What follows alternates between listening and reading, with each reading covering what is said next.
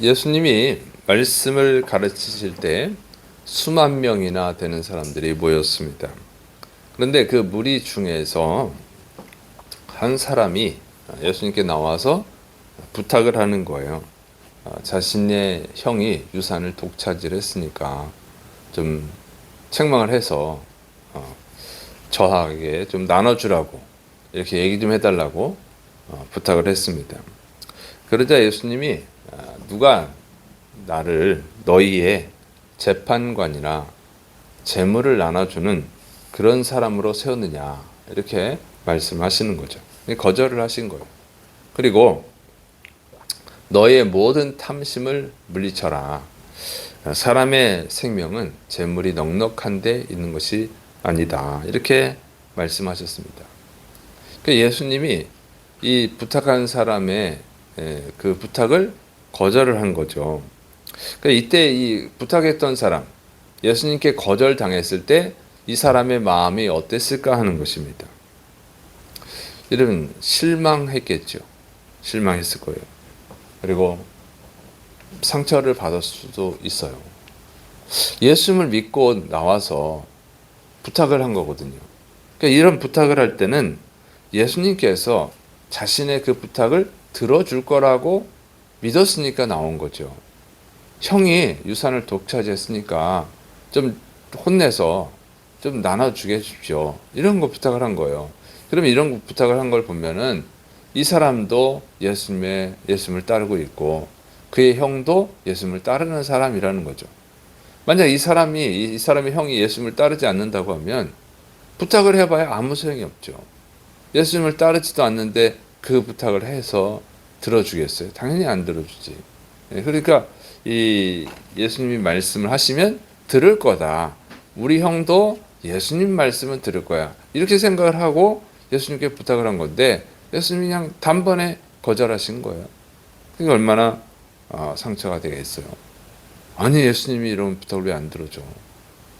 이렇게 생각을 하겠죠. 자, 그런데 이게 이제 이 사람만 그렇다는 게 아니라고 하는 거예요. 성도들이 기도를 하잖아요. 여러분이 기도를 하죠. 기도를 할 때 하나님이 들어주실 거라고 믿고 기도를 하는 거잖아요.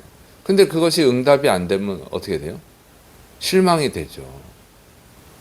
그래서 누구는 이렇게 해서 기도 응답을 받았다. 누구는 저렇게 해서 기도 응답을 받았다. 그런 말을 듣고 예수님 하나님이 기도에 응답해 주시겠구나 하고 기도를 한단 말이에요. 때로는 작정 기도도 하고 때로는 금식 기도도 하죠. 그런 식으로 해서 기도 응답을 받았다 그러니까. 그래서 하는데 응답이 안 돼요. 그러면 실망이 되잖아요. 그리고 기도를 안 하게 되고 기도해봐야 소용이 없구나. 또는 상처가 돼가지고 하나님이 나는 안 사랑하시는구나. 하나님이 내 기도는 안 들어주시는구나. 이렇게 마음을 갖지 않습니까? 그래서 열심히 안 하고 이렇게 대충 하고 그냥 교회만 다니고 이런 분들도 있단 말이에요. 그런데 왜 그러냐? 왜 이 사람의 기도를 응답을 해주지 않느냐는 거예요. 그게 뭐냐면 이 사람이 예수님에 대해서 무지하단 말이죠. 예수님이 그걸 들어줄 거라고 생각했지만 예수님은 그런 일은 들어주지 않겠다는 거예요. 그걸 모르는 거예요. 예수님에 대해서 자신이 너무 모르는 거예요. 예수님은 이 기도를 들어주겠지 생각했지만 예수님은 그런 기도를 들어주시는 분이 아니라고 하는 거죠. 바로 이거예요. 하나님에 대해서 무지하기 때문에 그런 거예요. 하나님을 너무 몰라. 하나님은 이 기도를 응답해 주시겠지? 하지만 하나님은 응답 안 해주는 것들이 있단 말이죠. 그거를 가지고 계속 기도를 하는 거예요. 하나님이 어떤 분인지도 모르면서 하나님이 그걸 들어주실 분인지 안 들어주실 분인지도 모르면서 하나님이 들어주실 일인지 하나님이 안 들어주실 일인지도 모르고 그냥 간절히 기도하고 누가 작정 기도해서 응답됐다니까 작정 기도하고 누가 금식했다니까 금식하고 매달리고 그러면 안 된다는 거죠. 아무리 열심히 해봐야 헛된 기도가 되는 거예요. 헛된 믿음이 되는 것이죠. 그래서 착각을 하면 안 돼요. 하나님에 대해서 잘 알아야 된다고 하는 것입니다. 하나님이 무엇을 좋아하시는지 무엇을 싫어하는지를 잘 알고 기도해야 되는 것이지, 뭐 기도만 하면 그렇게 착각하는 거죠. 기도만 하면 하나님이 좋아하시는구나. 응? 기도를 하면 하나님이 좋아하시는구나. 그게 아닌 거예요. 기도만 하면 좋은 것이 아니고 하나님의 뜻에 합당한 기도를 해야 하나님이 좋아하시는 거죠. 하나님의 뜻에 합당하지 않은 기도를 해봐야 뭐 아무 소용이 없는 거예요. 그런데 왜 기도를 하면 응답해 줄 거라고 생각하냐면 기도를 공로로 생각하기 때문에 그래요. 응? 40일 기도했어. 와, 이런 식으로 기도하면 공로인 줄 알아요. 하루에 5시간씩 기도했어. 와. 근데 하나님이 싫어하는 기도를 5시간씩 하고 뭐 40일씩 하면 어떻게 되겠어요? 싫은 소리를 계속 5시간씩 듣고 있어 보세요. 그처럼 짜증나는 일이 어디 있겠어요? 네, 여러분이 사람이 듣기 싫은 소리가 있죠. 듣기 싫은 소리 계속 하면 어떻게 합니까? 그건 정말 괴로운 거예요. 그건 사람을 괴롭히는 거지.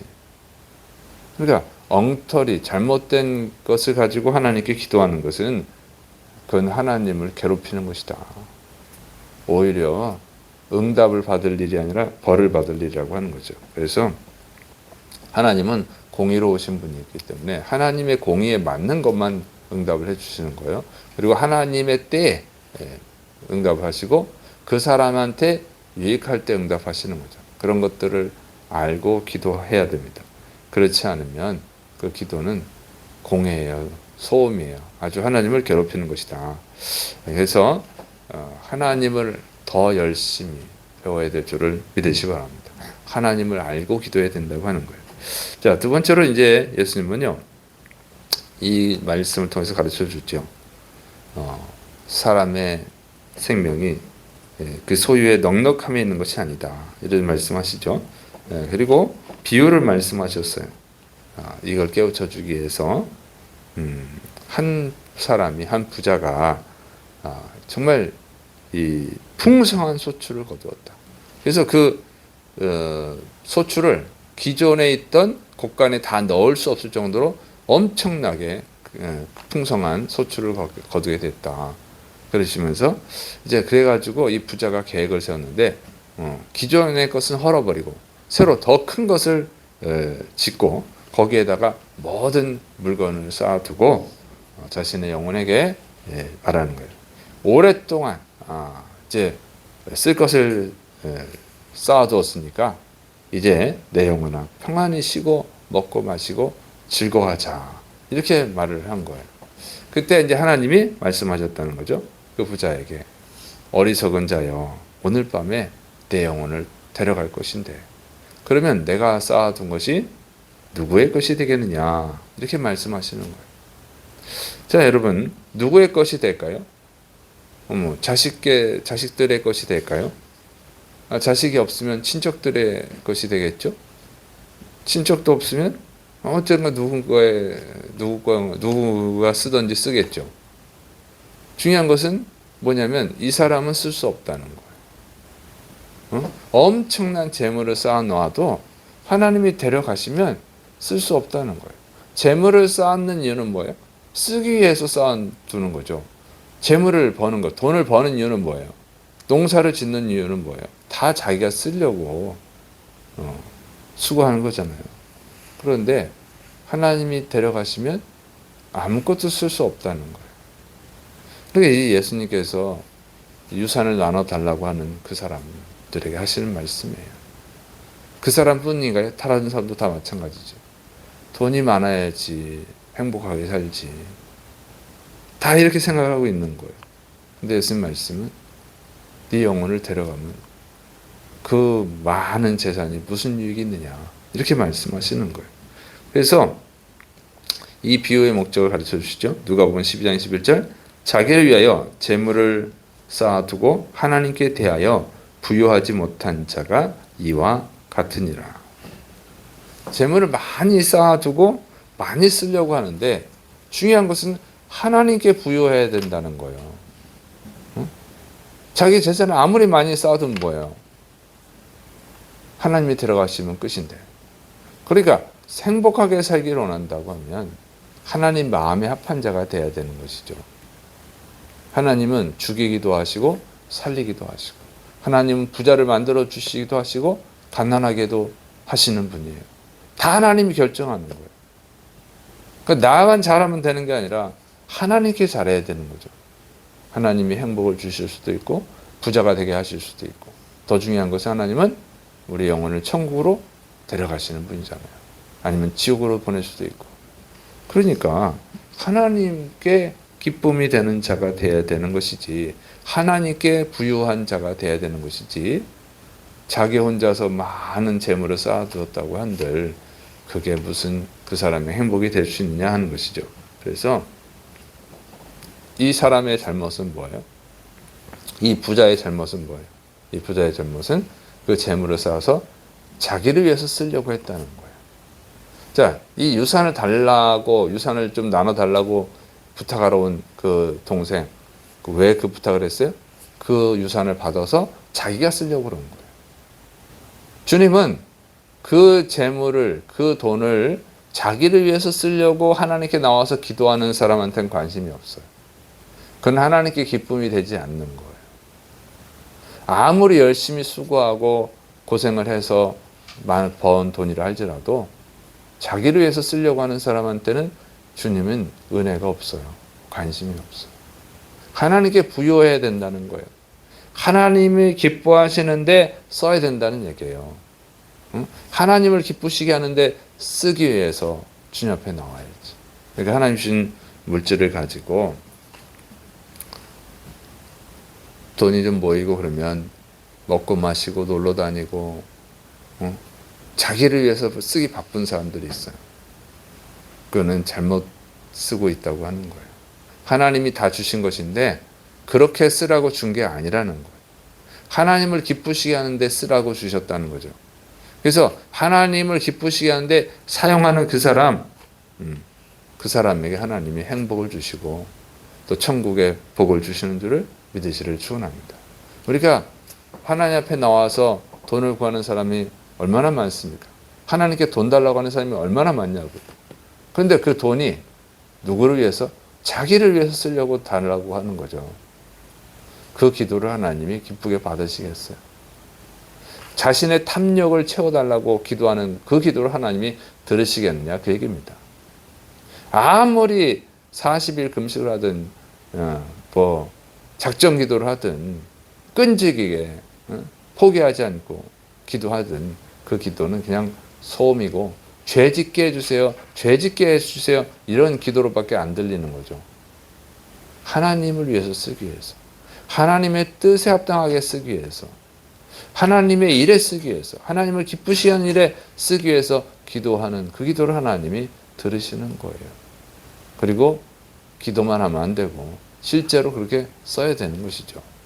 그래서 하나님께 물질의 축복을 받기 원한다면 지금 내가 물질을 어떻게 사용하고 있는지를 먼저 점검해야 한다고 하는 것입니다. 내게 지금 있는 그 물질을 하나님이 기뻐하시는 데 쓰고 있다고 하면 하나님이 그 기도를 들어주실 거예요. 그런데 지금도 나만을 위해서 쓰고 다른 사람한테 인색하고 하나님의 일에 인색하고 그러면서 물질 축복을 구하고 있으면 하나님이 주시겠냐, 그 얘기입니다. 설령 주신다 한들 이 부자가 돈을 많이 쌓아놨을 때 오늘 내 영혼을 도로 찾아갈 것이다 하는, 이렇게 고생해서 이제 살만하니까 데려가는 그런 참 안타까운 일이 벌어지는 거죠. 더 안타까운 일은 뭐예요? 자기를 위해서 쓰기 위해서 돈을 버는 사람이 그 믿음이 온전한 믿음이겠냐 하는 것입니다. 기도를 한다 한들 그게 정말로 주님을 믿고 기도하는 것이겠어요?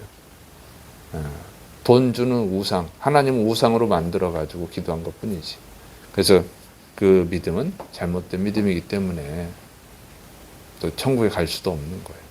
그래서 우리는 이 말씀을 통해서 우리 자신을 점검해야 돼요. 내가 왜 기도하고 있는가?